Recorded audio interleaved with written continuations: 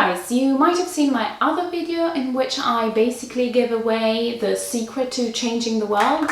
We've seen that in order to successfully change the world, we need to first and foremost work on changing ourselves. Essentially by changing our ways to mirror what we'd like to see happen in the world around us. But what exactly do I mean by changing ourselves? Well, let's start by looking at what I do not mean by it. Number one, changing our looks. Now, this may sound silly to some of you out there, but I just want to make sure we're absolutely clear on the fact that the way we look has per se very little to do with what we're talking about here. Getting a new haircut or starting to dress like your grandmother will have very little impact on anything meaningful we're trying to achieve. Sure, you can dye your hair pink or absolutely start dressing whichever way you want to. But if you think that that will be enough or that alone will actually mean anything, then please think again. Of course, the way we look is the focus of massive campaigns from people, companies, institutions, who all try to install in our minds a fairly specific idea of what we should look like in order to be accepted by them. Here's a little anecdote for you, a little story. I was recently working on a film set, and at one point, two of my male, in this case, colleagues stood out for me because of how interested they were in finding out how much the pair of shoes worn by the director on the shoot was, than in actually observing, I don't know, her directorial style or choices. What these guys were trying to do was to essentially measure the success of the director's career against whether or not she could afford an $800 pair of shoes. I think one of them said something like, "One day I'll be able to do that too," meaning affording the very expensive shoes. So to these guys, success was exactly that, being able to afford those shoes. Now that's okay, but we are trying to see things a little bit differently. We don't even notice what other people are wearing. We shouldn't, because that alone will tell us very little about who they are or who they want to be in life. Of course, any piece of clothing with a statement on it will be some kind of attempt from the person wearing it to say something about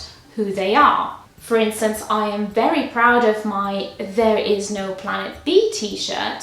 But what I'm trying to point out here is that the sole fact of owning a t-shirt with an environmentalist message on it will not necessarily make of me an environmentalist. Same applies to the $800 pair of shoes. Now, I can buy them and I can wear them and I can hope that people will think that I must be really good at my job because clearly I can afford those shoes. But equally, I could be very bad at my job and just have a very expensive taste in shoes and choose to spend my money there.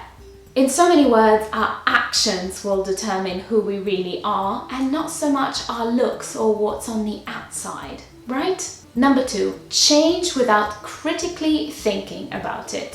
Now, we shouldn't be changing our life simply because some individual or another is telling us that we should. We will not simply say yes to someone just because we happen to like that someone and because we want to look more like them. In order to change in a meaningful way and to become a truly better person, and not by some weird parameters of good and bad, some obscure or dogmatic morality which our minds have been inculcated with. No, we will do our research. We will use critical thinking. We will weigh in pros and cons and make truly informed decisions. Only this way we'll be able to stay true to our choices and stick with them for a very long time. Forever, even. Number three, change at the expense of others. Now, this is something I feel really strongly about, but I will try to keep it short. We should never forget that the world is made of many living beings, and that all of them matter just as much as you and I.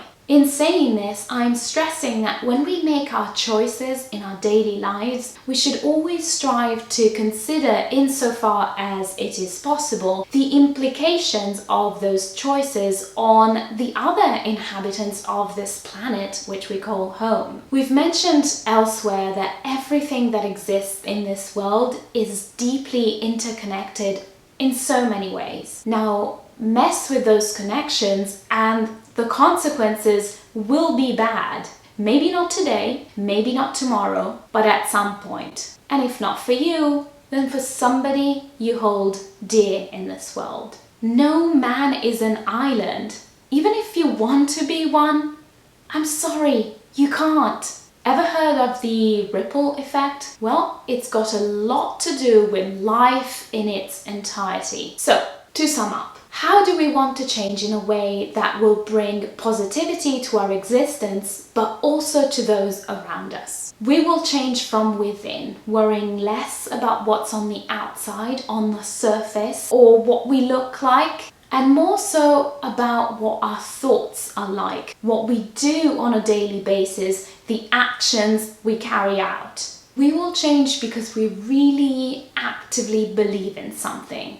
It makes sense to us, it can be backed up by lots of research, and we feel strongly about it and more passionate about it for that reason also.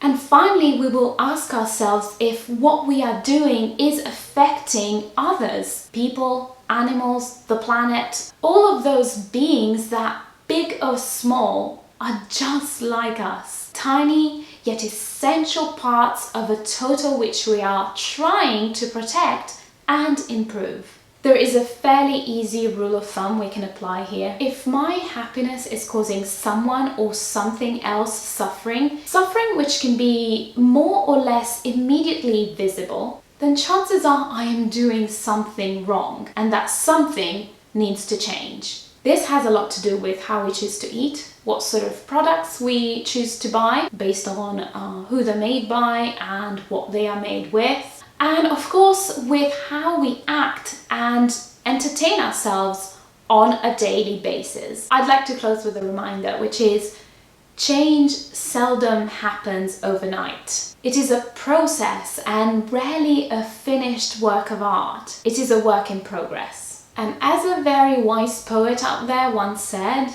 do your best until you know better.